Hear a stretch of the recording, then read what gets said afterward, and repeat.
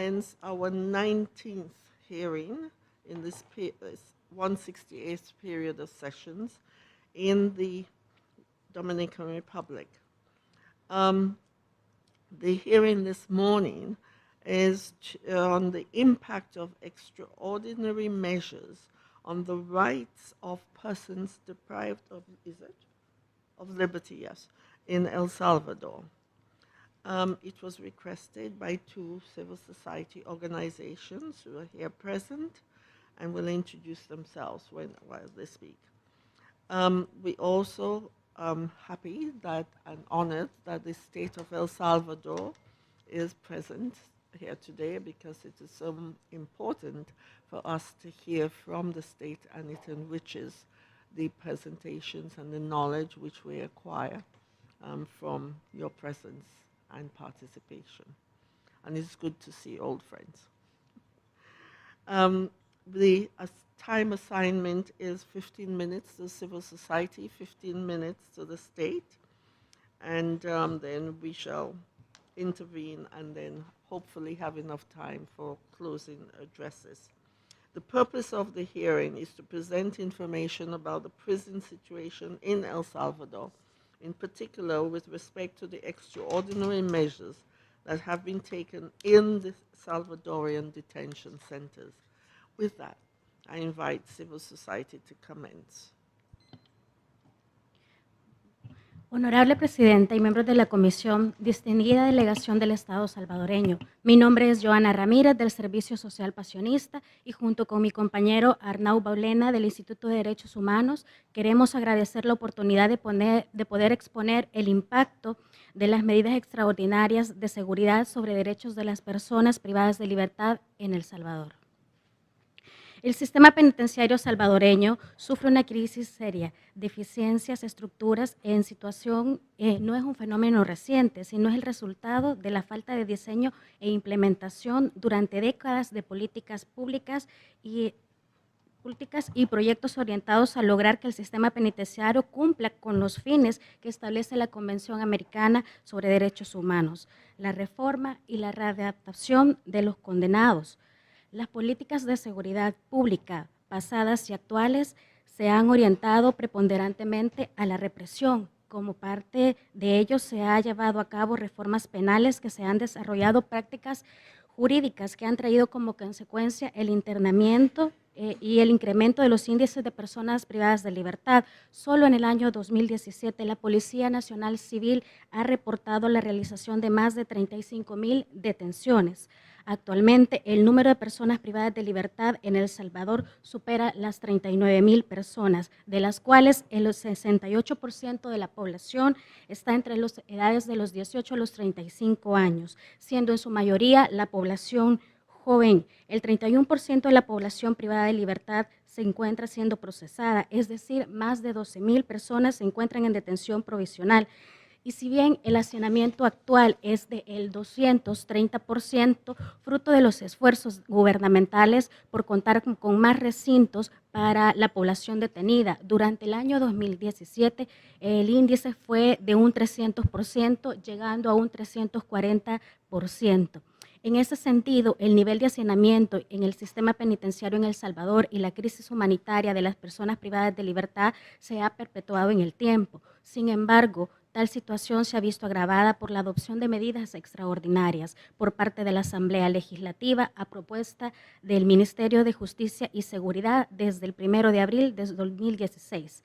Estas medidas son un conjunto de acciones y prohibiciones en 3 ámbitos. La primera, en materia de seguridad; segunda, legislación penal; y la tercera, centros penales. En cuanto al objeto de la presente audiencia, estas medidas son aplicadas en la actualidad en 6 centros penales, las cuales podemos resumir de la siguiente manera. La primera es que las personas privadas de libertad no pueden recibir visitas de sus familias, es decir, que hay personas privadas de libertad que tienen más de 2 años desde la implementación de las medidas de no tener contacto con sus familias. Por orden del Ministro de Justicia y Seguridad, se han establecido encierre permanente de celdas a las personas en estos centros penales, brindándoles solo 1 hora de sol 3 veces por semana. La Procuraduría para la Defensa de los Derechos Humanos ha documentado por medio de que de orden ministerial se han mantenido encierros permanentes por más de 3 meses a estos grupos, específicamente en relación a los grupos que están relacionados con las pandillas. Estas prácticas se utilizan como una forma de castigo hacia pandilleros que están siendo procesados por haber atentado en contra de agentes del Estado. Se realizan traslados forzados de las personas privadas de libertad hacia otros centros penales, justificándolos bajo la figura de inteligencia penitenciaria. Esta consiste en solicitar la colaboración de privados de libertad en la investigación de otros internos, lo cual pone en riesgo a los primeros y expone a traslados injustificados a los segundos. Las medidas también han incluido acciones orientadas a reducir las señales de telecomunicación dentro de los centros penales, lo cual ha asumido las compañías telefónicas al no contar con personal confiable que evite el ingreso en centros penales de celulares. Han sido prohibidos los traslados de personas privadas de libertad para las audiencias de sus procesos judiciales. El gobierno ha establecido que las audiencias sean a través de mecanismos virtuales, las cuales han impedido la efectiva defensa de las personas procesadas. Estas prohibiciones se realizan tanto en personas en detención provisional como en las que se encuentran condenadas. A continuación, le cedo la palabra a mi compañero. Buenos días, Presidenta, honorables miembros de la Comisión, distinguida delegación de El Salvador. En efecto, y retomando el último punto que comentaba mi compañera, creo que es importante hacer énfasis que estas medidas se aplican de forma indistinta a aquellas personas que han sido condenadas y por tanto vencidas en un juicio, como aquellas personas que están en una situación de detención provisional y que por tanto se presumen inocentes por no haber recaído una sentencia cuanto al menos definitiva en su situación jurídica. La consecuencia de estas medidas, a continuación la vamos a señalar, ¿verdad? Y en primer lugar es que ha habido un incremento del 175%, según datos de centros penales, de muertes en estos centros penales. Si agarramos el periodo 2014-2015, se registraron 165 muertes, el 65% se establece que son por causas naturales, las cuales son asociadas generalmente a problemas de salud. Si agarramos el periodo de 2016-2017, cuando ya estaban en implementación estas medidas, las muertes subieron a 290 y el 85% se registraron como muertes naturales. Pero llama poderosamente la atención que estas muertes se dan en 2 centros penales concretos, que es Izalco y Ciudad Barrios, este incremento, ¿no? Donde efectivamente se han aplicado estas medidas extraordinarias. Además, hay algo todavía más relevante, y es que el 38% de estas muertes corresponden a personas que estaban en detención provisional, es decir, 109 personas murieron en centros de detención sin haber recaído sobre su persona una sentencia definitiva, menos, por tanto, una sentencia firme. Todos estos casos en la actualidad se encuentran en un estado de impunidad y si hacemos un análisis cualitativo de los patrones conjuntos de estos casos, podemos determinar que cuanto al menos podríamos estar de una forma indiciaria afirmando que son ejecuciones extrajudiciales. De hecho, en la visita que hizo la relatora especial de ejecuciones extrajudiciales de las Naciones Unidas, advirtió que podían haber parámetros de esta categoría. Otra de las consecuencias del impacto de estas medidas, y así lo ha establecido la Procuraduría para la Defensa de los Derechos Humanos, es que ha habido un aumento de un 440% de los casos de tuberculosis.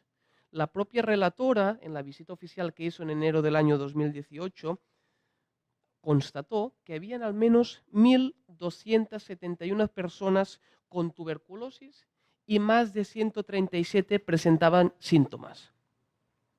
Incluso hace relativamente poco el director de centros penales afirmaba que en un solo centro había más de 300 privados de libertad con tuberculosis.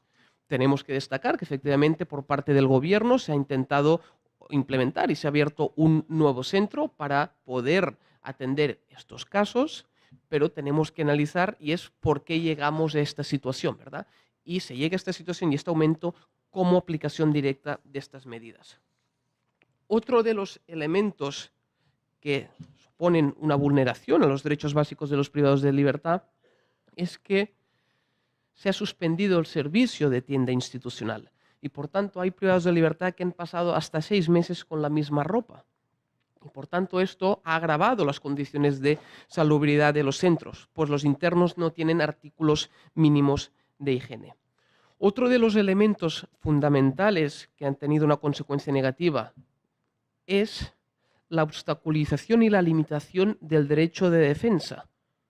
Ya hemos afirmado, ¿verdad?, que las familias no pueden entrar en estos centros penales, por tanto el interno no tiene comunicación. Pero además, cuando el profesional en derecho intenta ejercer su labor de poderse reunir con el cliente, se han impuesto un conjunto de requisitos, más allá de los que ya establecía la propia ley, hasta el punto que solo podrá entrar el abogado si tiene autorización expresa por parte del titular del Ministerio de Justicia y Seguridad. Si no existe esta autorización, no se puede entrar. Y esto es un proceso que puede tardar hasta 2 semanas. En la eventualidad que se consiguen los permisos, la práctica es que los abogados, en la gran mayoría de veces, no pueden entrar. Los custodios nos han manifestado que por orden verbal les ha prohibido que den acceso a los profesionales de derecho y en aquellos casos donde han podido entrar, el tiempo de visita con el cliente ha sido reducido hasta probablemente se les ha dado 5 o 10 minutos máximo. Otro de los casos que queremos poner a conocimiento de la comisión es el hecho de que esta situación de privación de estos derechos básicos, algunos casos de no poder ver ni el sol o ver el sol 1 hora cada 3 días, ha afectado también a niños y niñas que están conviviendo con las madres, ¿verdad?, en un centro, porque estas medidas también se han visto aplicados en algún sector de la cárcel de mujeres. Otro de los elementos que creemos importantes destacar es que nos han llegado denuncias de prácticas de tortura, golpizas de forma reiterada y en algunos casos se nos ha manifestado también que se ha rociado con gas pimienta a algunos internos. Por tanto, como decíamos, estas medidas se tomaron con el objetivo de poder reducir los delitos, de forma especial los homicidios, pero si analizamos cuál ha sido la tendencia, no podemos ver que haya habido un impacto directo en esta reducción de los homicidios y la aplicación propiamente de las medidas. Por tanto, el Estado salvadoreño hasta el momento ha desatendido las alertas señaladas por la Comunidad Internacional de Derechos Humanos, incluyendo la Honorable Comisión sobre este impacto de las medidas. Y hace relativamente poco, hace un mes, las mismas se prorrogaron por 6 meses más. Por tanto, todavía estas medidas tienen su vigencia, terminará la vigencia el 30 de octubre. Por tanto, llevamos desde el 1 de abril de 2016 hasta la actualidad y mínimo hasta el 30 de octubre de 2016 con estas medidas, que por tanto, término extraordinario se está convirtiendo prácticamente en ordinario. Y tenemos que reconocer la importancia de desarrollar esfuerzos necesarios para abordar el problema de la criminalidad y de la violencia en el país. Pero tenemos que ser cuidadosos y cautelosos con implementación de medidas porque las mismas han acreditado una violencia sistemática de derechos humanos. En este sentido, en el marco del expuesto y ante la gravedad de la situación de derechos humanos de las personas privadas de libertad, las organizaciones presentes queremos realizar las siguientes peticiones a la Honorable Comisión Interamericana de Derechos Humanos. En primer lugar, que recomiende al Estado de El Salvador derogar las medidas extraordinarias de seguridad, las cuales han provocado violaciones del derecho a la vida, a la integridad personal, a la salud, a la justicia, al derecho de defensa y también a una rehabilitación y resocialización de las personas privadas de libertad, fin último, ¿verdad?, del sistema.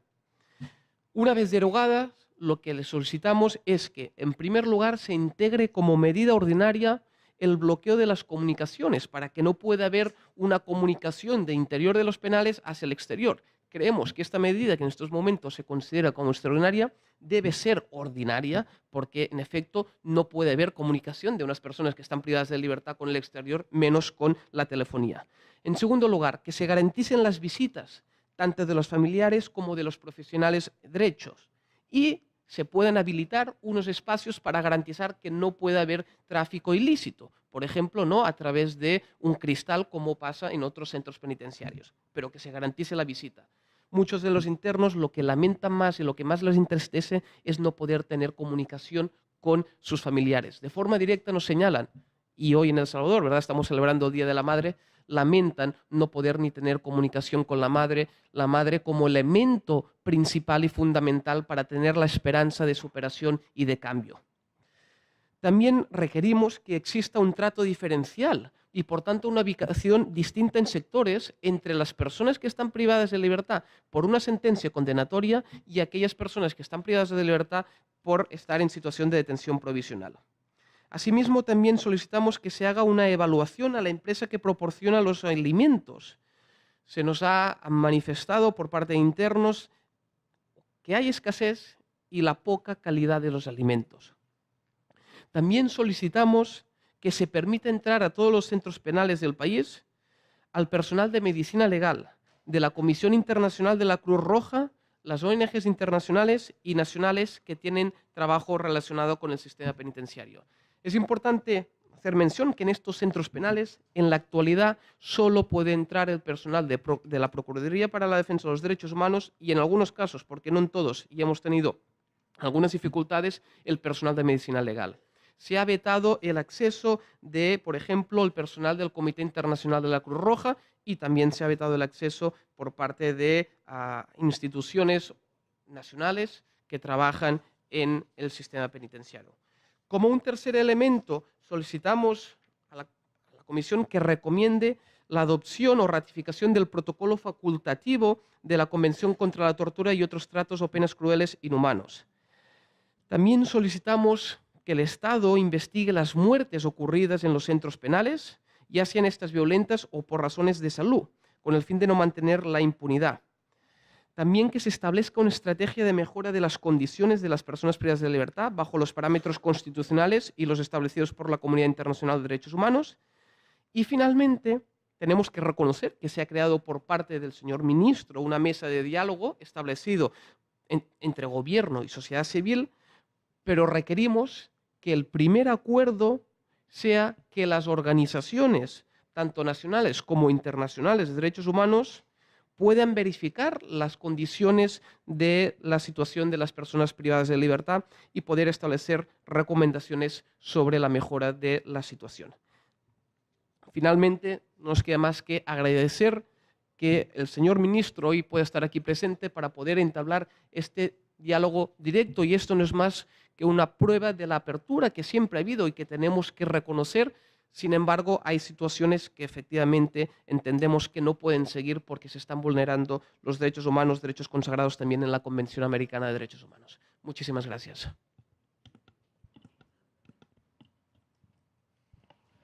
Thank you very much. I now invite the illustrious state of El Salvador to make its opening statement, and you will have 1 minute and 58 seconds in addition. Okay, thank you so much, madam. Honorable señora presidenta y señores miembros de la Comisión Interamericana de Derechos Humanos, para la delegación de El Salvador es un gusto participar de esta audiencia en el marco de la colaboración permanente que mantenemos con dicha comisión. Expreso un cordial saludo a los señores representantes de las organizaciones peticionarias de esta audiencia, el Servicio Social Pasionista y el Instituto de Derechos Humanos de la UCA y DUCA. En mi calidad de embajador de El Salvador ante el ilustrado gobierno de la República Dominicana, me permito presentar a los miembros de la Delegación de Estado, que compartiremos con ustedes todos los avances que El Salvador ha realizado en materia de garantía de los derechos de la población privada de libertad en nuestro país, siendo ellos el señor ministro de Seguridad, el ministro de Justicia y Seguridad Pública, Mauricio Ramírez Landaverde, la señora Tania Camila Rosa, directora general de Derechos Humanos de la Cancillería de El Salvador, la señora Gloria Martínez, directora del Sistema Internacional de Protección de la Cancillería salvadoreña, el señor Javier Menéndez, ministro consejero de la Embajada de El Salvador en la República Dominicana, y mi persona, Óscar Chávez Valiente, embajador de El Salvador. A continuación, dejo con ustedes al señor ministro de Justicia y Seguridad Pública de El Salvador, Mauricio Ramírez Landaverde. Muy buenos días, señora presidenta, señores comisionados y comisionadas. Un saludo muy especial a mis compañeros de la Delegación de Estado de la República de El Salvador y a los señores representantes de los organismos peticionarios. Agradecemos a la Comisión Interamericana de Derechos Humanos por su interés en un tema de la más alta prioridad para el gobierno de la República de El Salvador del presidente Salvador Sánchez Serén. Quiero iniciar haciendo el conocimiento a esta honorable comisión que a partir del 2016 nuestro país está desarrollando esfuerzos para abordar de una manera más integral el tema de la violencia y la criminalidad, a través de una estrategia que busca precisamente articular los esfuerzos de los diferentes sectores de la sociedad y también diferentes ejes, coordinar las acciones de los organismos de Estado y también de la sociedad civil, así como de las municipalidades. Tal estrategia está contenida en el Plan El Salvador Seguro, que busca superar una etapa anterior en la cual la estrategia de seguridad descansó básicamente en el control y represión del delito, a una estrategia distinta de coordinar estos esfuerzos con los de prevención, rehabilitación y atención a víctimas. Y es precisamente en el tema de la rehabilitación como, desde la etapa de formulación del plan, se reconocía el grave problema del hacinamiento en el sistema penitenciario, la falta de programas de rehabilitación, pero también la falta de control que el Estado ejercía sobre el sistema penitenciario, desde el cual había una dirección y conducción permanente y continua de las actividades criminales en todo el país. Toda la cabeza de las organizaciones de crimen organizado en el país están básicamente en el sistema penitenciario. Y por años, ellos han mantenido una comunicación fluida y constante desde ellos hacia el exterior, incidiendo directamente en el agravamiento de la situación de violencia y criminalidad en El Salvador.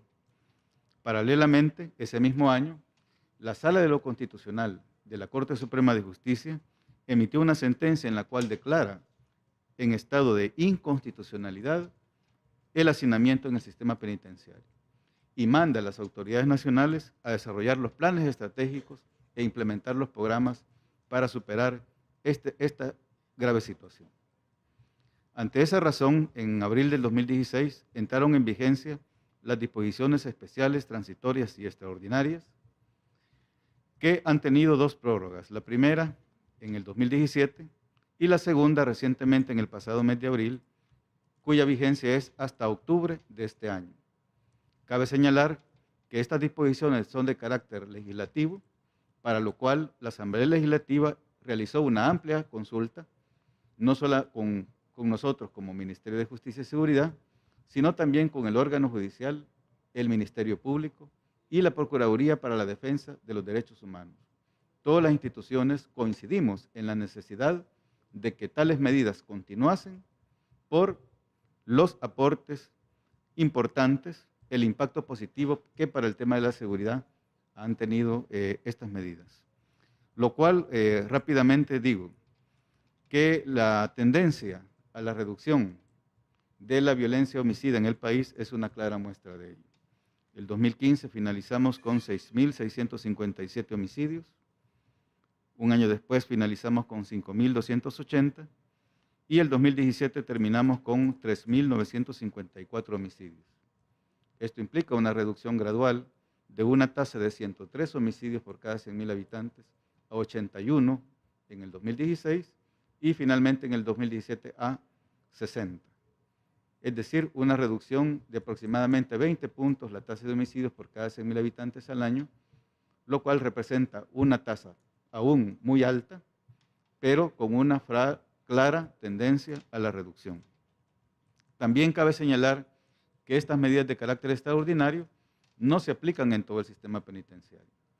están siendo aplicadas en 6 de 23 establecimientos penitenciarios, básicamente en los centros donde se mantiene privada de libertad a la población que pertenece a organizaciones de maras o pandillas en nuestro país.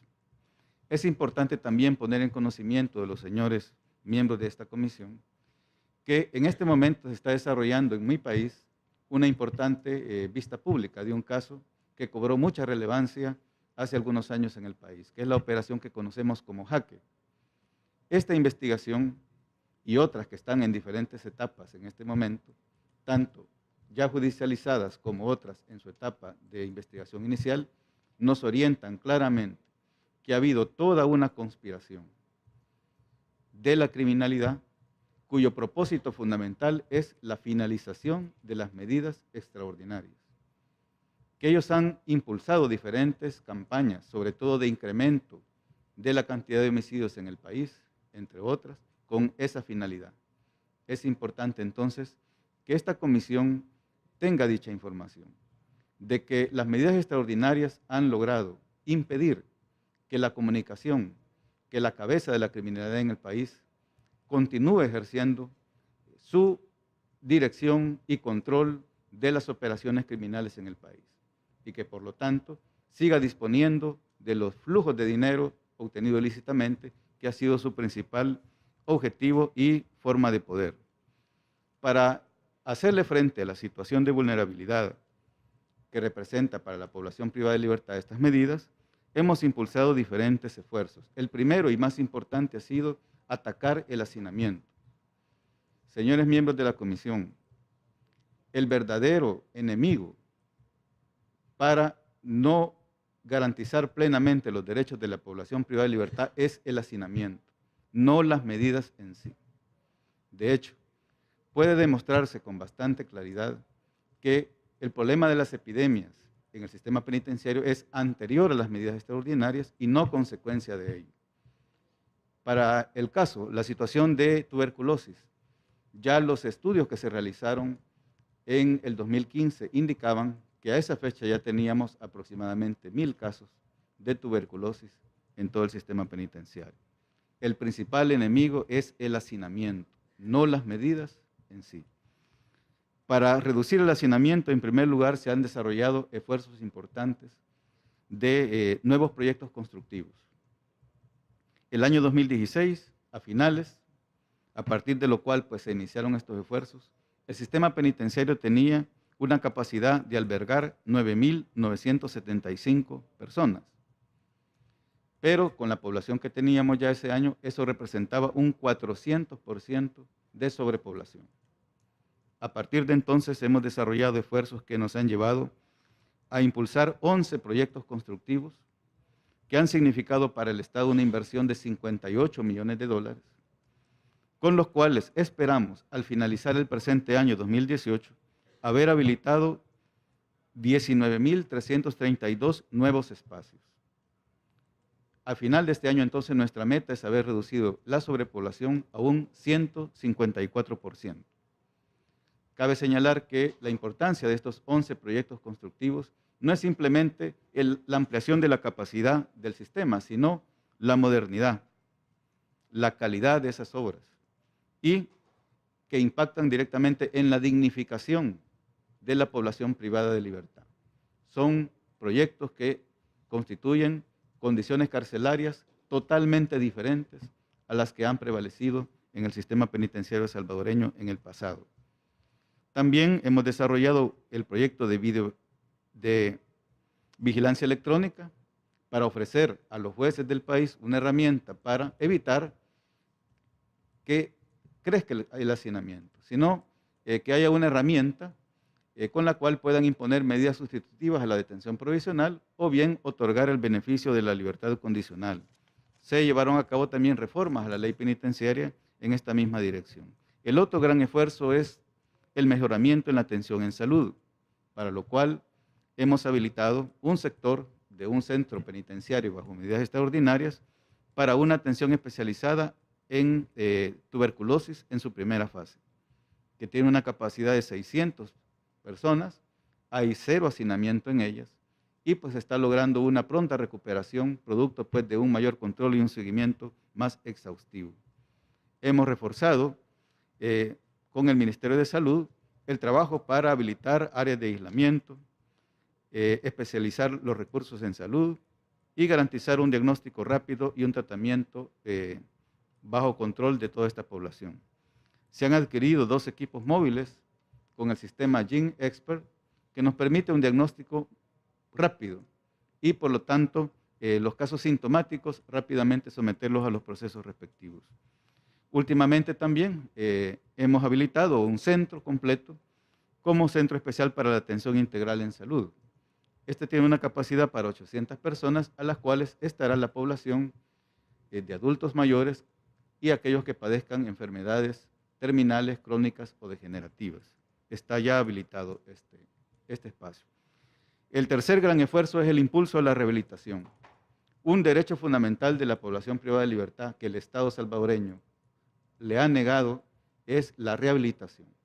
Es una obligación constitucional del Estado el impulsar programas de rehabilitación. Y ante ello, expongo hasta a esta honorable comisión que el modelo penitenciario Yo Cambio ha seguido avanzando en mi país. Cubre ya más del 60% de la población, incluyendo 2 centros bajo medidas que tienen población privada de libertad de pandillas que están ya participando en los programas de rehabilitación. Las medidas extraordinarias no impiden los programas de rehabilitación, al contrario, aquellos que conocen la situación de El Salvador y la situación penitenciaria de mi país saben que el principal obstáculo para la rehabilitación de las personas que pertenecen a este tipo de organizaciones han sido las cabezas de dichas organizaciones. Son los cabecillas de las mismas los que se han opuesto a impulsar los programas de rehabilitación en el sistema. Producto del trabajo que se ha hecho, hay 2 centros penitenciarios ya con población de maras o pandillas que están desarrollando los programas de rehabilitación y esperamos hacer una realidad la rehabilitación en el sistema para este tipo de población que requiere una atención tan especial.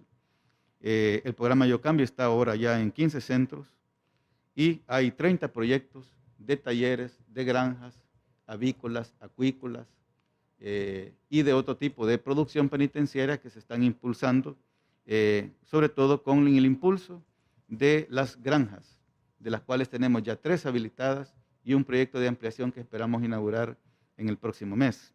Otros esfuerzos importantes. Se ha habilitado una mesa penitenciaria de derechos humanos, con la cual mantenemos un diálogo permanente con la sociedad civil y también últimamente hemos desarrollado un plan operativo que esperamos impulsar de forma coordinada para que estos programas de rehabilitación tengan éxito. Se reforzó la Unidad Penitenciaria de Derechos Humanos y se establecerá, no ha iniciado su operación, pero sí lo hará este mismo mes, un mecanismo de información para los familiares de las personas privadas de libertad en los centros con medidas. Cabe señalar también que en marzo de este año, el señor presidente de la República nombró como comisionada presidencial para los derechos humanos a la doctora María Silvia Guillén, una persona con amplia experiencia en derechos humanos que se desempeñó incluso como miembro de esta comisión. Con ella estamos coordinando y articulando las diferentes acciones y ella mantiene un estricto seguimiento de lo que estamos desarrollando en el sistema para mayor garantía de esta situación. En relación a la defensa técnica, debo decir que si bien las visitas familiares en estos 6 centros bajo medidas por el momento no están habilitadas, pero que no hemos puesto ninguna restricción a la defensa técnica. Los defensores públicos o particulares no requieren una autorización de nuestra parte para poder ingresar. Basta acreditar pues su condición de defensor del privado de libertad que se encuentra ahí y en general estos son los principales esfuerzos que estamos desarrollando actualmente. Muchas gracias.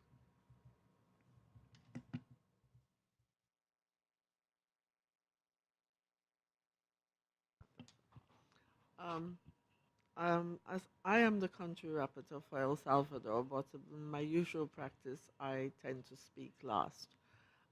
So I invite the thematic rapporteur to start the intervention of the commissioners. Thank you.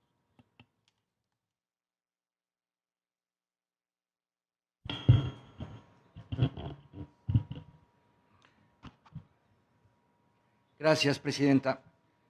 En el año 2008, esta comisión adoptó su primera resolución bajo el título Principios y buenas prácticas sobre la protección de las personas privadas de libertad en las Américas.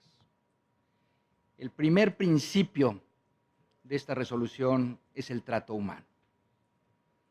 En su cuarto párrafo señala la letra: no se podrán invocar circunstancias tales como estados de guerra, estados de excepción, situaciones de emergencia, inestabilidad política interna u otra emergencia nacional o internacional para evadir el cumplimiento de las obligaciones de respeto y garantía de trato humano a todas las personas privadas de libertad. Fin de la cita.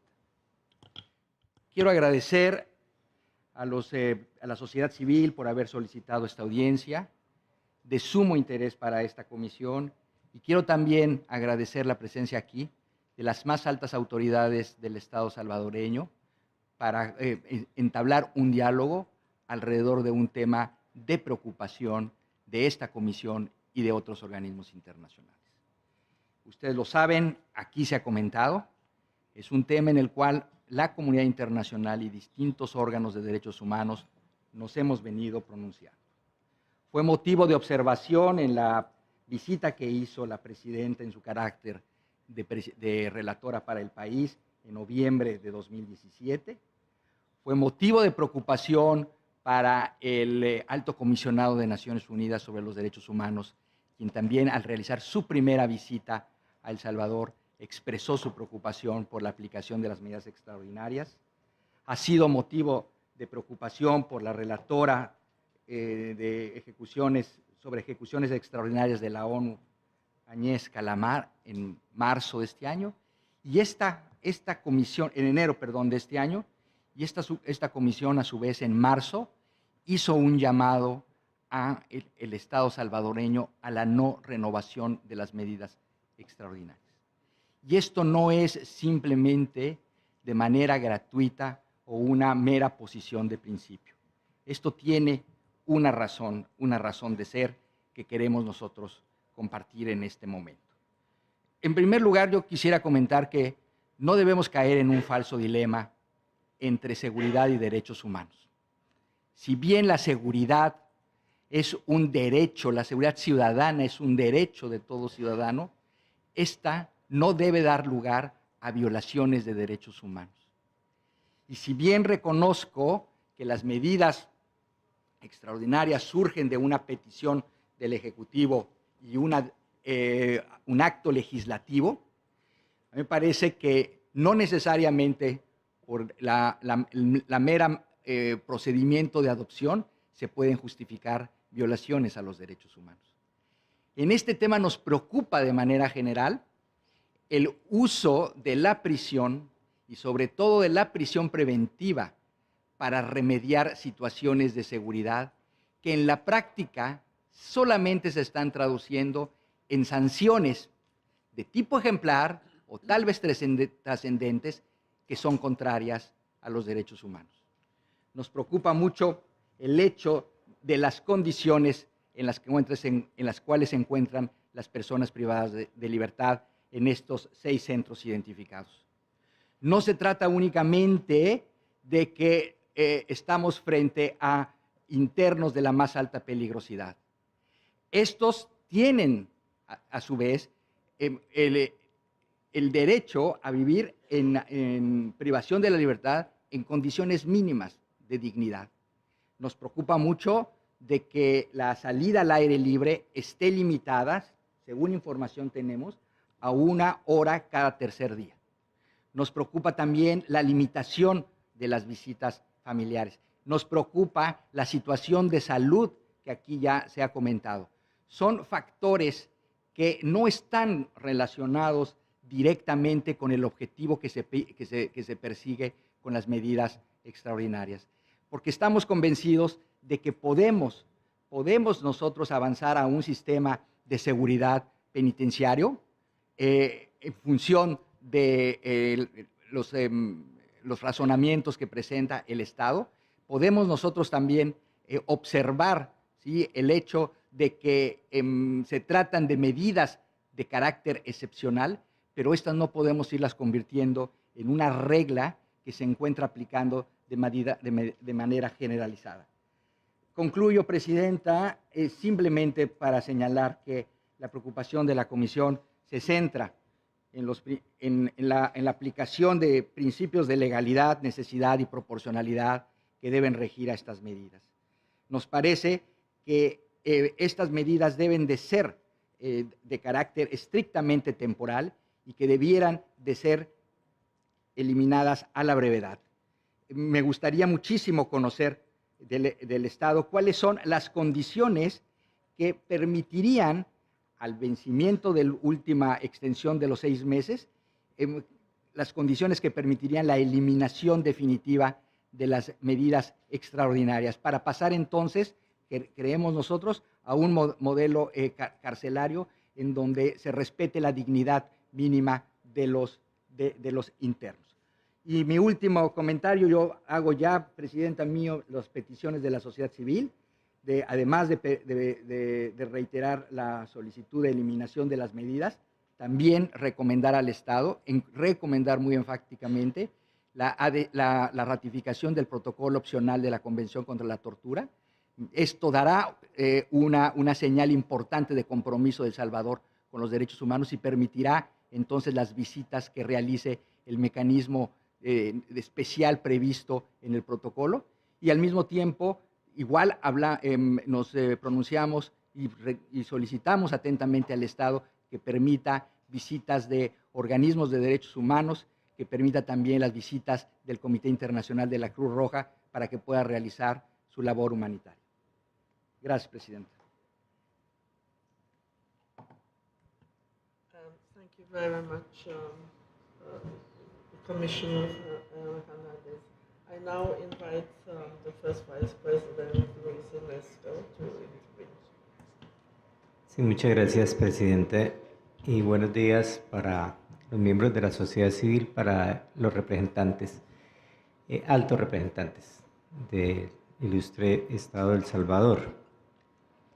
Yo celebro muchísimo tanto la celebración de la audiencia como la concurrencia del Ministro de Justicia. Me parece muy interesante, entre otras cosas porque yo creo que de las carteras más difíciles, más complicadas en cualquier país latinoamericano es esta de la cartera de justicia, que tiene que ver no solamente con este gravísimo problema de la población reclusa y los hacinamientos, en los cuales he estado insistiendo mucho, sino también, y pues eso conlleva una vulneración de derechos humanos constante, permanente, sino también el manejo de la población de guardianes de los institutos nacionales penitenciarios de cada país. Y celebro mucho la presencia de la sociedad civil, no solamente por la iniciativa que tuvo, sino por la proposición que hace permanentemente. O sea, tiene una tendencia muy afirmativa, muy propositiva. Repito, como estarle diciendo al Estado, tratemos de convertir algunas de las acciones extraordinarias en ordinarias. Me parece que eso es adecuado, es importante que las estemos mirando. No concibo que, por ejemplo, el control de la utilización de los teléfonos móviles, de los teléfonos celulares, sea una medida extraordinaria. Yo sí pienso que también debe ser una medida absolutamente ordinaria, constante, permanente, porque desde los centros de reclusión está absolutamente demostrado, se sigue delinquiendo. Y los grandes jefes de pandilla, los grandes jefes de la macrocriminalidad, siguen dando órdenes a través justamente de celulares. Por eso, claro que hay que hacer un control permanente de la utilización de estos aparatos por parte de la población reclusa. También celebro que la Corte Suprema de Justicia, a través de la Sala de Constitucionalidad, haya ya declarado un estado de cosas inconstitucional en los establecimientos carcelarios. estas decisiones son muy importantes, son decisiones de carácter estructural, que tratan de enfrentar un tema estructural, como el del hacinamiento y todo lo que conlleva la violación de derechos humanos en la población reclusa. En Colombia, esa primera declaratoria de inconstitucionalidad o de estado de cosa inconstitucional en esta población carcelaria se dictó desde 1998. Fue el primer país en América que dictó un estado de cosa inconstitucional, en la sentencia 153 de 1998.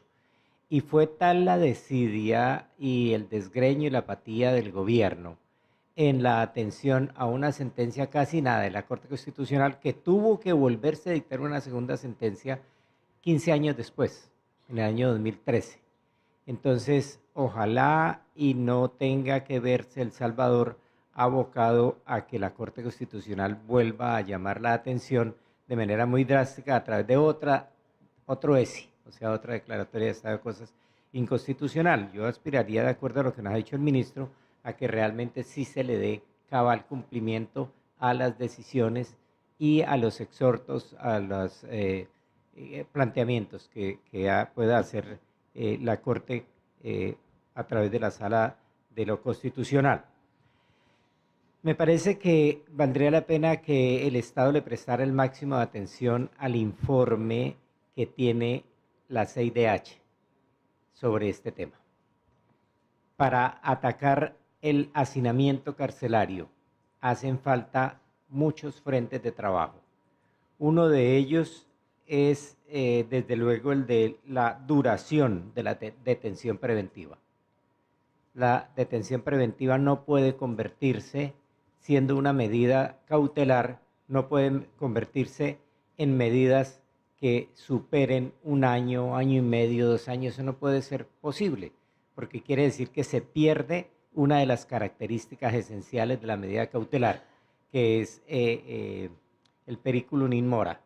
Entonces, si ya no hay peligro de mora, quiere decir que estaríamos haciendo una gravísima vulneración de los derechos de la población reclusa cuando judicialmente estamos prolongando de manera indebida la detención de las personas. Me parece que una de las formas sería mirar todo ese catálogo de propuestas que trae la Comisión Interamericana de Derechos Humanos al respecto. Otra, el tema del cumplimiento en las diligencias judiciales. El cumplimiento en las diligencias judiciales significa que hay que fortalecer el poder judicial del Estado para que ese poder judicial atienda cabalmente las diligencias judiciales. No puede ser que a pretexto de que o no fue el defensor o no lo tenía a mano en el juzgado correspondiente o que la fiscalía estaba ocupada en otra diligencia, etcétera, entonces se postergue una diligencia judicial. Eso tiene que tener responsabilidad, porque esa es una manera de socavar también los derechos de la población reclusa.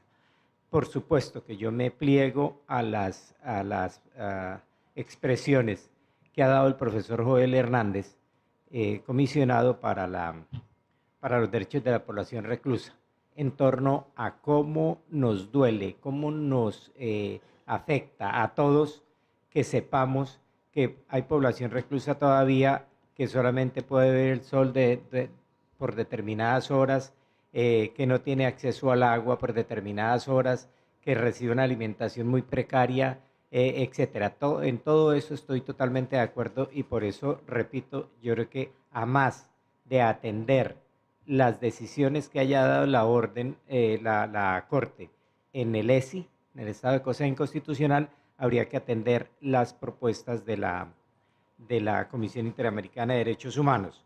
Y finalmente yo celebro que el ministro nos esté contando aquí la ostensible merma, la reducción que hay en la tasa de homicidios del Ecuador, porque el Ecuador llegó a tener una tasa de homicidios supremamente alta en los estándares internacionales. Y si se ha reducido tan drásticamente, pues quiere decir que sí hay medidas que están funcionando.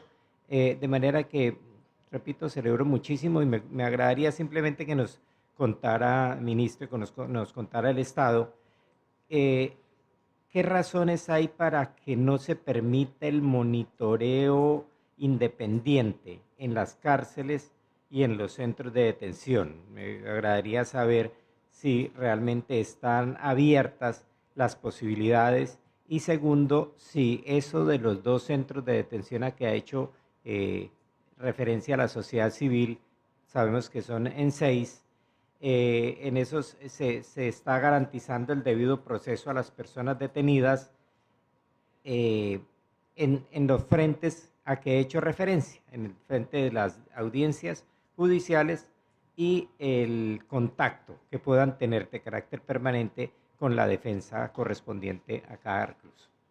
Esas 2 preguntas dejaría formuladas. Gracias, Presidenta. I now invite my sister commissioner to intervene.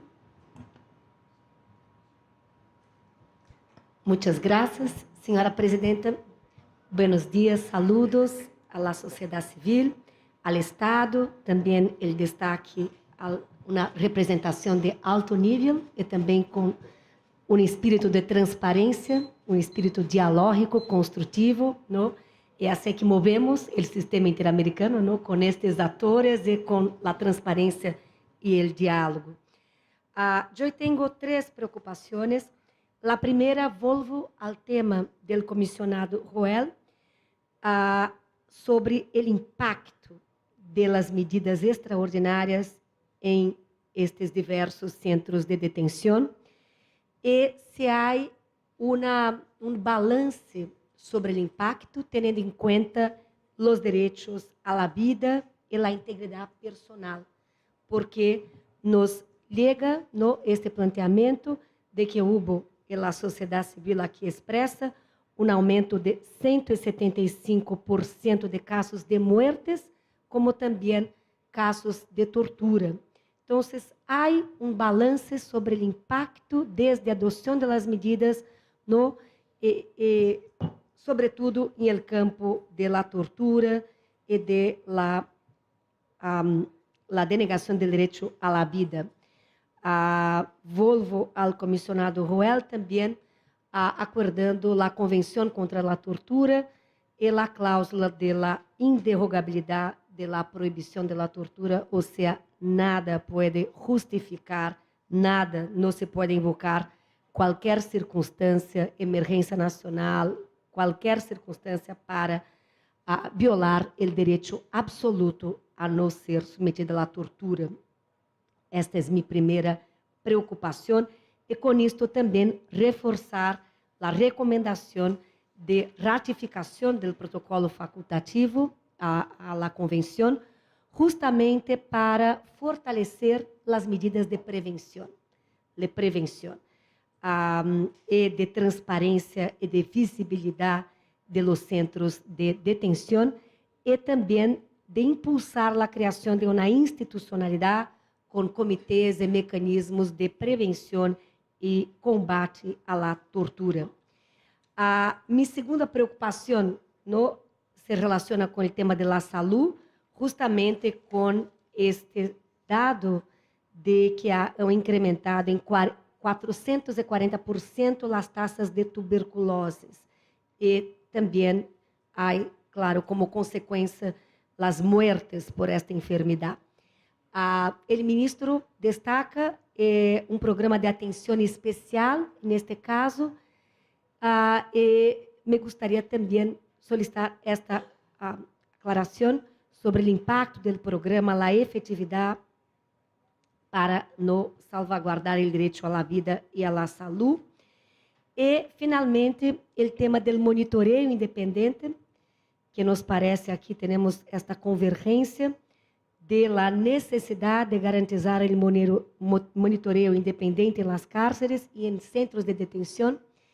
E também aqui valoro muito a transparência do Estado com os êxitos a serem celebrados com relação ao tema da superpopulação, de 400%, agora 154%. Em meu país, este é um drama. Também a Corte Constitucional de meu país, que é Brasil, declarou haver um estado de coisas inconstitucional com relação à questão carcerária. Então, também comparto em meu país esta situação dramática, pero me gostaria também escuchar, porque há um grande debate sobre a cultura do encarceramento, a cultura excessiva do uso da pena privativa de liberdade, que ocasiona a superpopulação, que a sua vez inviabiliza programas de reabilitação. Al menos encuestas apontam que os programas de reabilitação funcionam se não há superpopulação. E se não há reabilitação, também isto impulsa a reincidência. Então, também me gostaria compreender a realidade da reincidência.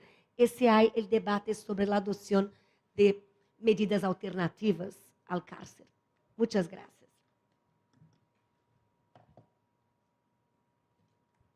Thank you very much. Thank you very much. I thank the Minister for his statement to us, which was very informative. And as country rapporteur and the rapporteur of women's rights, I would deal with women a little bit later, but I'm not going to take up too much time. I adopt what my colleagues have said, and I will not repeat what they've said. I just join that with my comments. I want to thank the state through the minister for the movement in advances that you've mentioned and what you plan to do, and we will continue to monitor these efforts and so on. But there are areas of concern. In fact, the one which highlights me completely highlights my attention very quickly is the lack of free access of attorneys to their clients. That, to me, I think, is such a fundamental breach of the rights of the inmates that I cannot really understand how such a practice could have been put in place. And then that when the attorneys have to apply and wait for 2 weeks to be allowed in, they have only 5 minutes. That really is bad.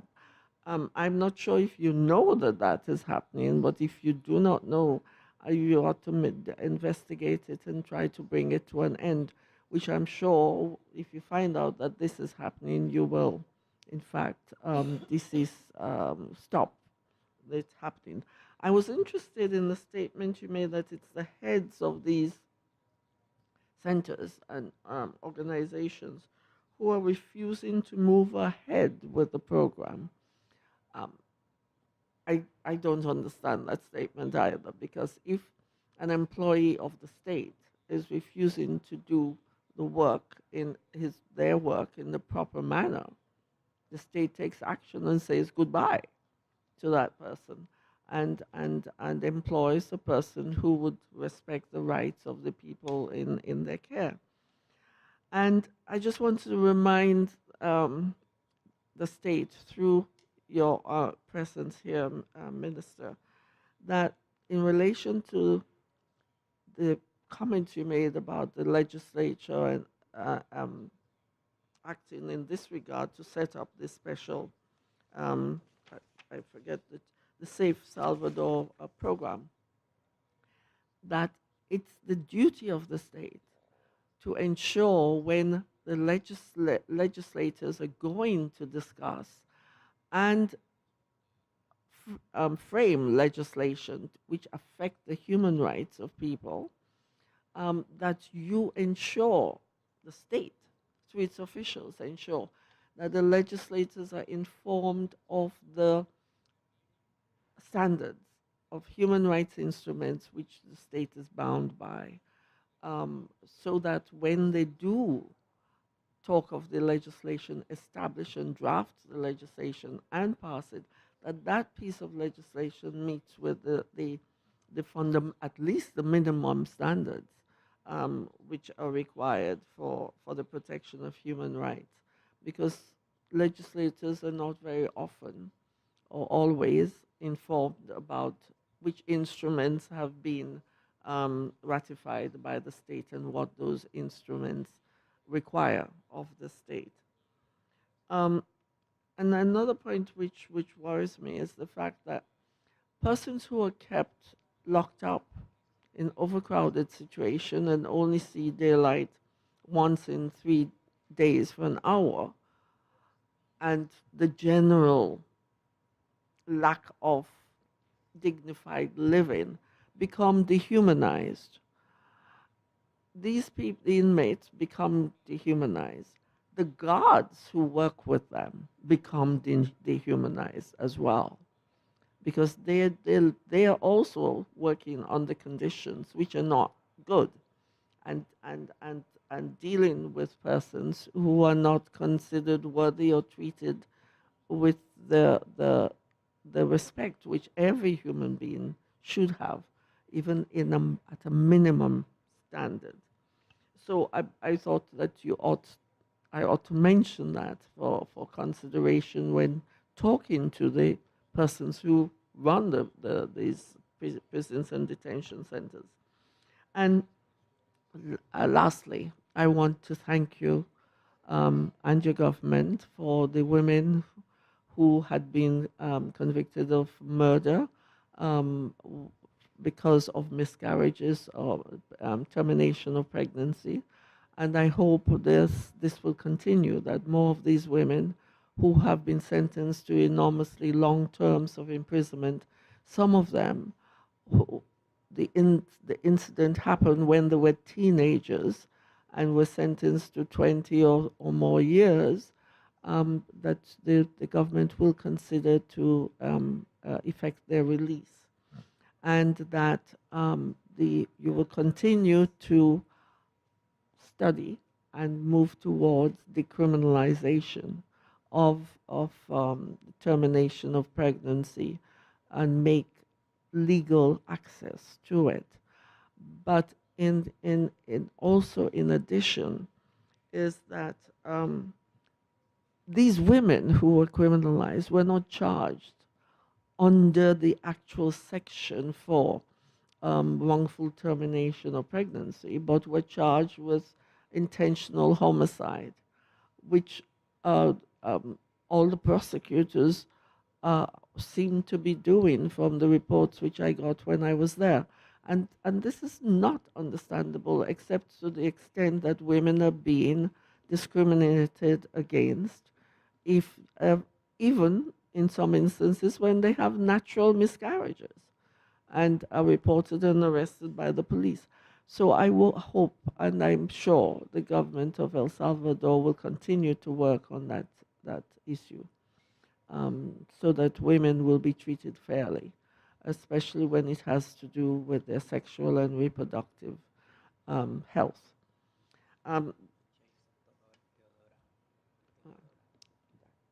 So that is what I have to say.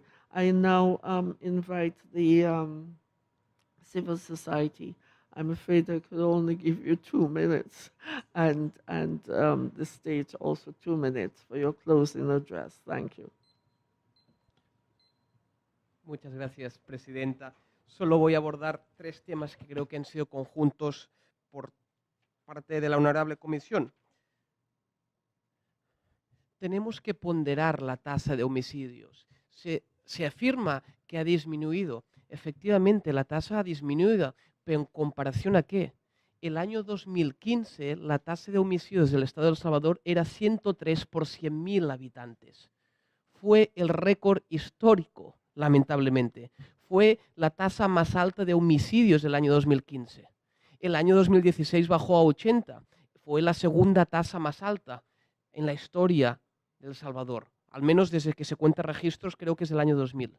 La actual tasa está en la media de todo el tiempo. No es que sea una tasa inferior propiamente, pero hay otro elemento. No podemos ver el homicidio como el ejemplo de la criminalidad, porque mientras está reduciendo, o digamos que la tasa está recuperando el índice medio que ha mantenido en la historia, está subiendo la tasa de desapariciones forzadas.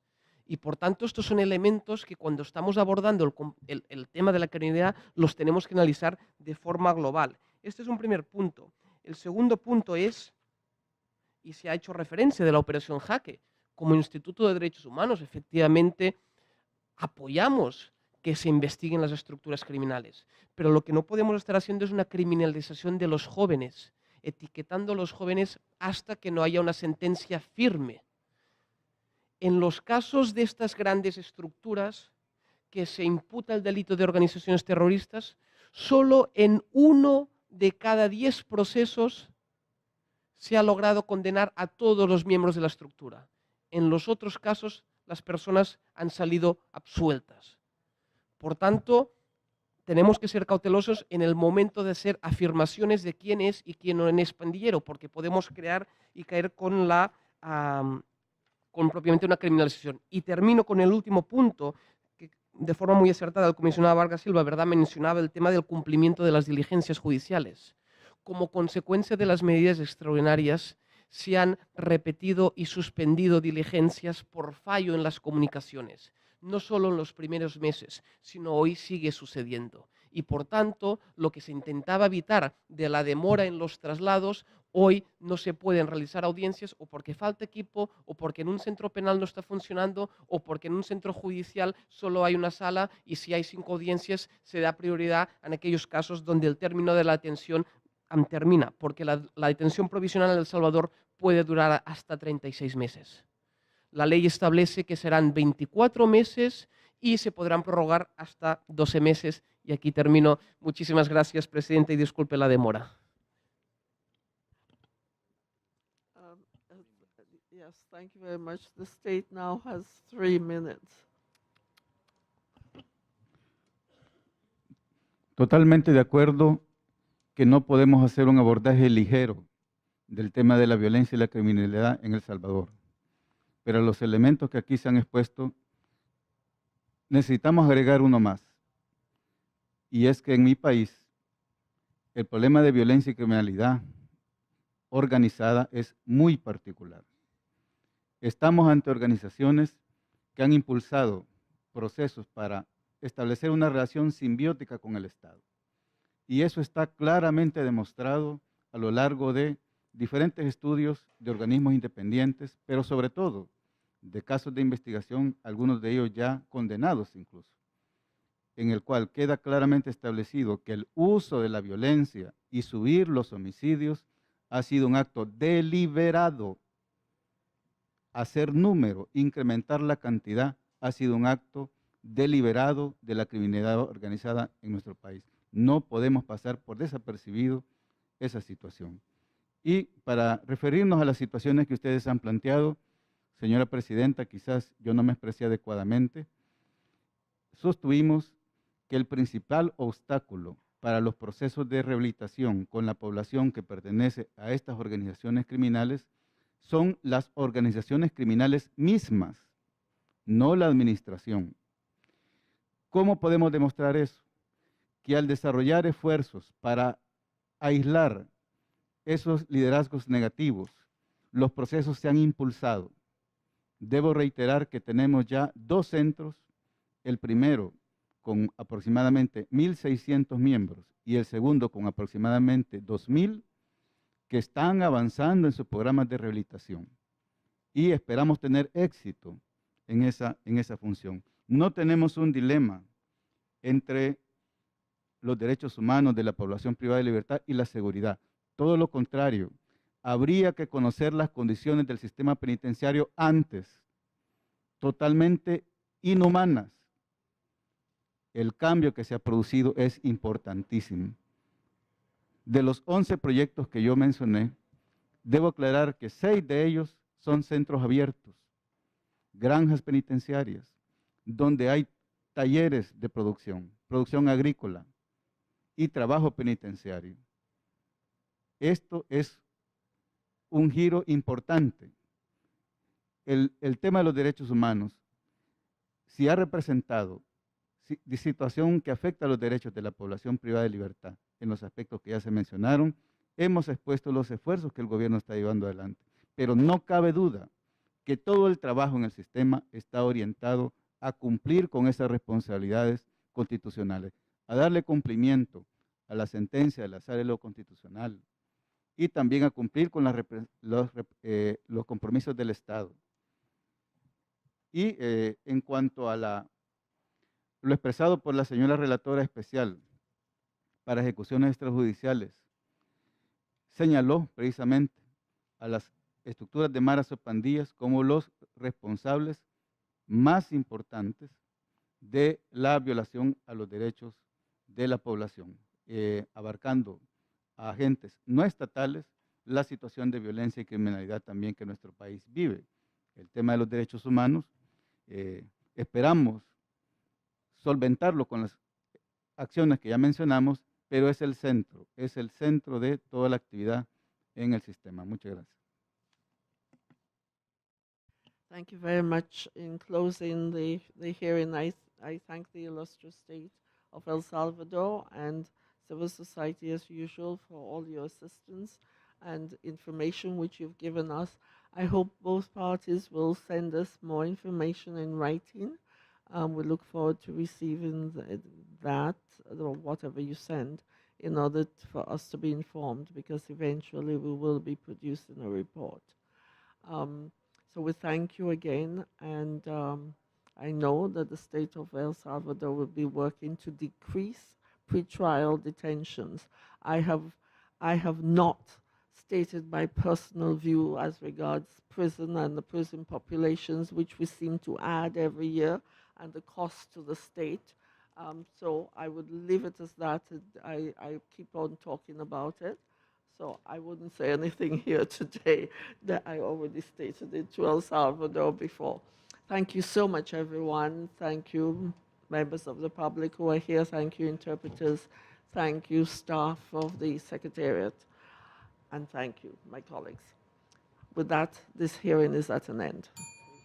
The next hearing will be in 2 minutes.